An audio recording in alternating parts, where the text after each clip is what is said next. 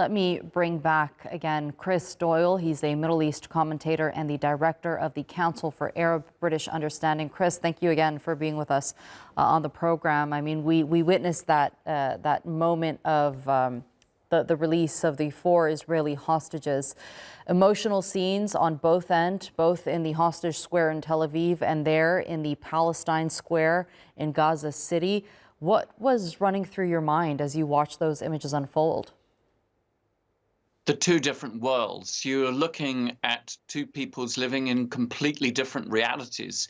So, of course, there's joy, there's heavy emotions in both as they look to be reunited with their loved ones. But in Tel Aviv, within Israel, you're talking about a country that hasn't been decimated. It has been certainly traumatized by, of course, the taking of all these hostages and what went on October the 7th, 2023. But it is an entirely different world from that in Gaza, decimated, where you see all those flattened, pancaked buildings where people have been bombed, where they've been starved as a part of a deliberate state policy. You cannot imagine, even though they're only miles apart, something completely and totally different. It's just extraordinary. And I think it's very hard for those who haven't been there, who haven't seen this, to actually quite understand the asymmetry of what we are seeing here unraveling. But at least in what is a complex process, a process that can always go wrong, we are seeing the releases. It looks as if it's happening. And that bodes well for future releases, a degree of slight trust between two sides that at least this phase of the deal can go forward. So these are glimmers of light in otherwise, really pretty hellish environment. Mm-hmm. In the scope of phase 1 of the ceasefire deal, Palestinian civilians being allowed to return to their neighborhoods is a very, very, very important element. Every Palestinian that we've spoken to has said that, and we keep on talking about it because many of these Palestinians say that Palestinians now being able to return to their neighborhoods, particularly the ones in the north, completely debunks Israel's aspirations of trying to annex that part of the Gaza Strip.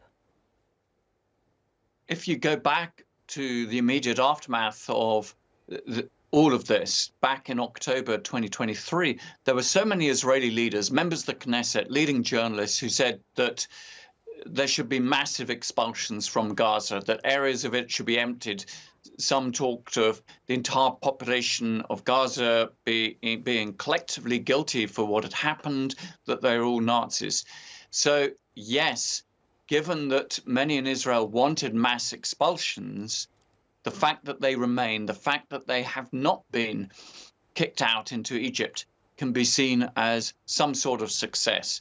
But I would caution somewhat against this view because, yes, people will go back to northern Gaza and the rubble that remains there, but it's a pretty hollow victory if that's how you're going to describe it. The loss, it's not an area that you can realistically have any form of normal life in. The rebuilding is going to take decades.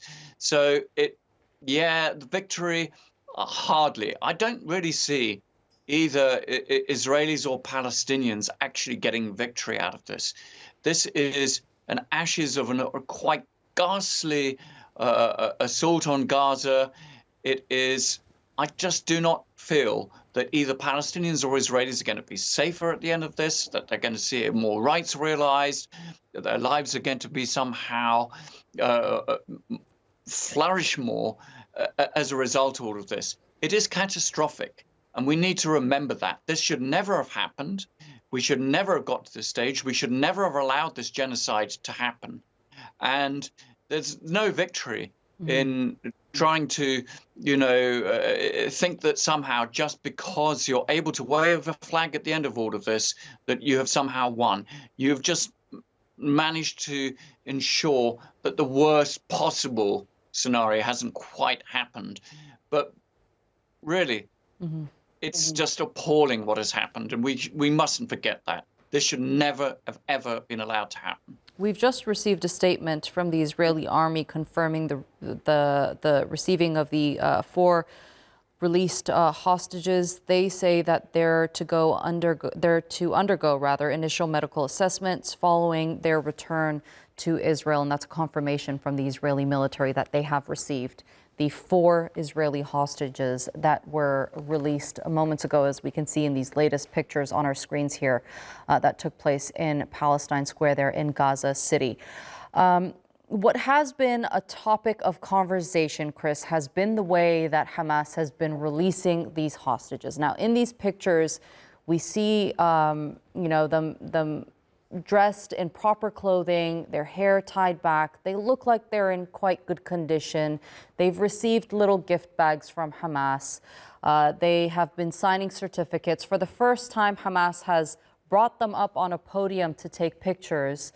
What do you make of all this? What kind of a message is Hamas trying to give to the international community? I think Hamas in this particular case is demonstrating that these are soldiers. They have their uniforms, that they are not civilians. They were part of enforcing the occupation and blockade of Gaza in October 2023. Now, as to their exact state of health, they looked okay, but obviously they will be examined. They have been obviously in captivity, almost certainly underground, for over 15 months. So it's hard to imagine they're going to be in perfect health. I think we'll have to wait to hear how, those Israeli soldiers, see their captivity. The happiness on their faces obviously is about being released today.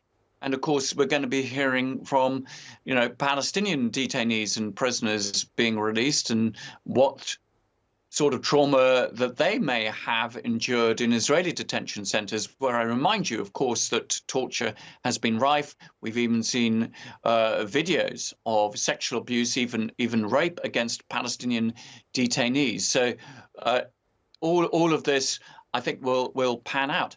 I think there will be a lot of criticism of using prisoners in any form, or hostages or soldiers, for political ends. I think that will receive some criticism here, that they are being rather paraded in that sort of way. Well, that is, under international law, that's not meant to happen. So you should be clear about that. Detainees should be treated with respect at all times. And I think that there will be legitimate criticism for Hamas about doing that, just as I suspect there will be legitimate criticism for the way in which Israel has treated detainees, and sometimes the manner in which they are released, that the Israeli authorities try to ban celebrations of their release, that they don't release them in a dignified fashion. So all these detainees and prisoners must be treated with dignity at all times and not used as political props. Yeah, following the release of the first batch of Palestinian prisoners, we saw many of them talk about the torture that they endured in those Israeli prisons. We're expecting to hear similar testimonies today throughout the day once the next batch is released, as there are many prominent Palestinian figures that are among the people that are going to be released today. 70 of them, we're told, are going to have to leave completely. They're going to be in exile, deported out of the country. What can we expect moving forward in regards to the release of the next batch of the Palestinian prisoners?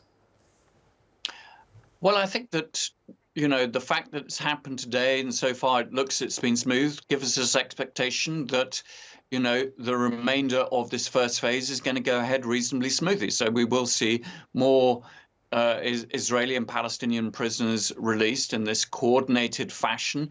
The whole period lasts 42 days. Now, there can be all sorts of last-minute hitches in all of this.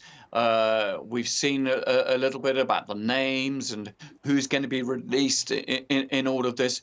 But I think these 42 days will actually work out. So it's 6 weeks.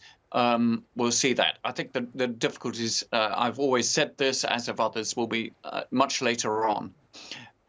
If you're trying to look for something positive, it will be that it will create a dynamic where both within Israel and within Palestinian circles, there is a greater desire, an impetus to keep the deal going through stages 2 and 3.